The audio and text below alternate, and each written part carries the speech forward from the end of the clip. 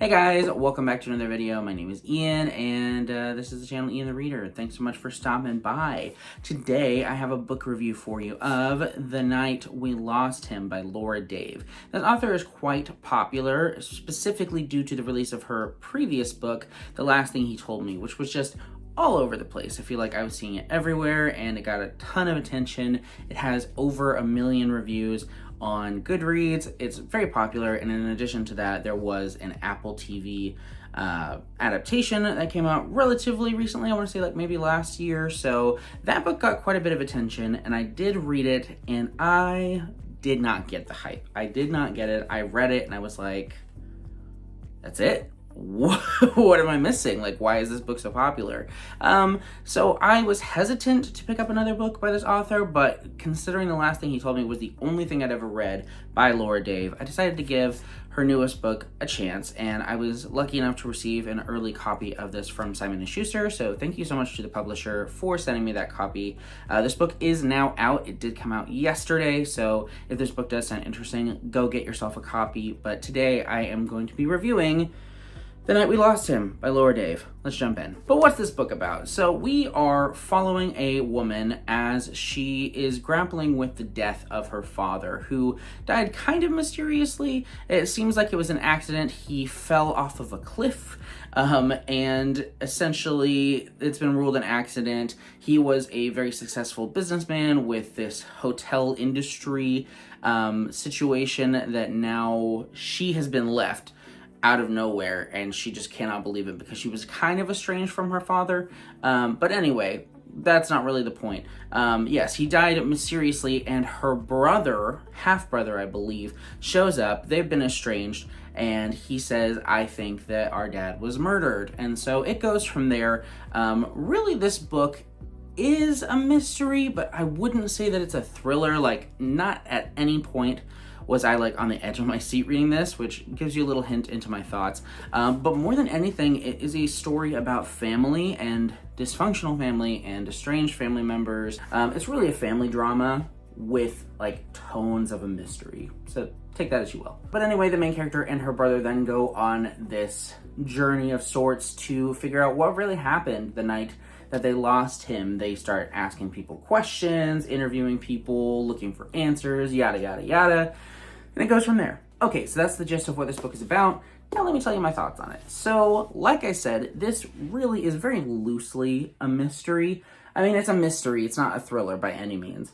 But the story just never really got off the ground for me. Like, it felt like, okay, this main character, whose name I can't even remember. What is her name? Nora is the main character's name.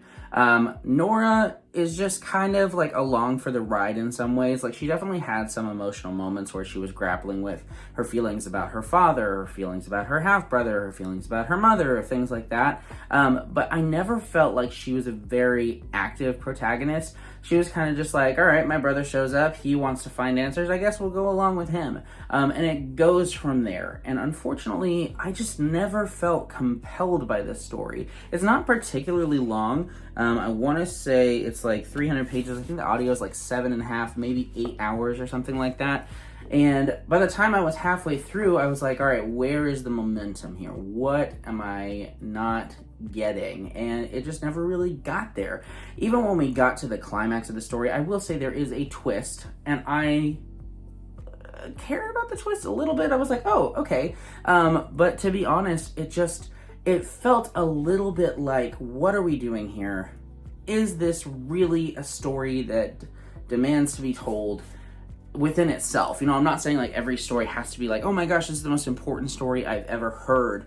But as you're reading a story, you have to care about the characters, about what's happening, about why it's important to them. And I kind of understood it, but I never felt the emotional involvement from the main character, Nora. Like, there wasn't enough of a like, wow, this is really important to her. It was more of like, she had very complicated feelings about everything going on, and I understand that. Like, that's very human and very normal, but unfortunately, I just was not like convinced. I wasn't convinced by her, by her brother Sam, by everything going on with her parents. I will say I did like kind of the dysfunctional aspects of her relationship with her brother, how she kind of wished that they had been more involved with each other and knew each other better, but unfortunately due to the things that went on with their parents, they didn't really have a choice. They couldn't be close to each other because their parents didn't want them to be, and all that jazz.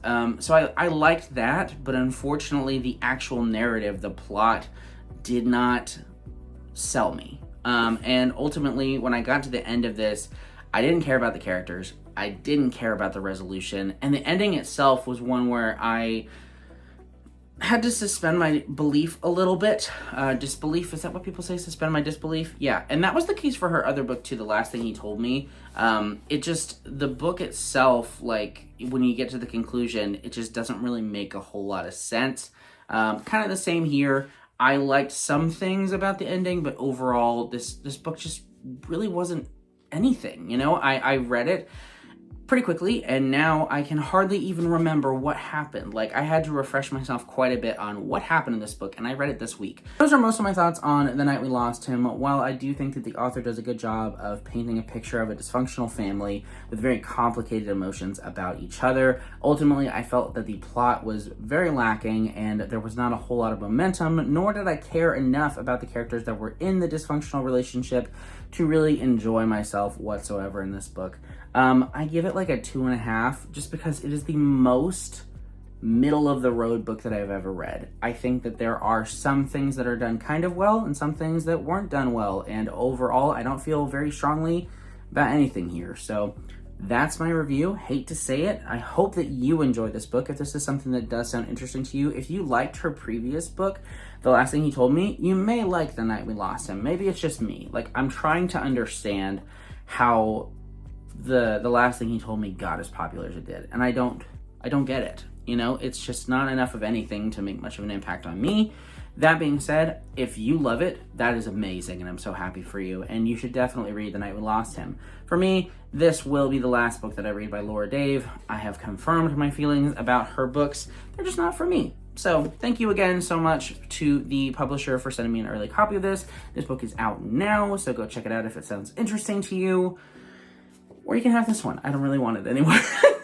So thank you so much for watching. I truly appreciate it, and I will see you in the next video. Bye!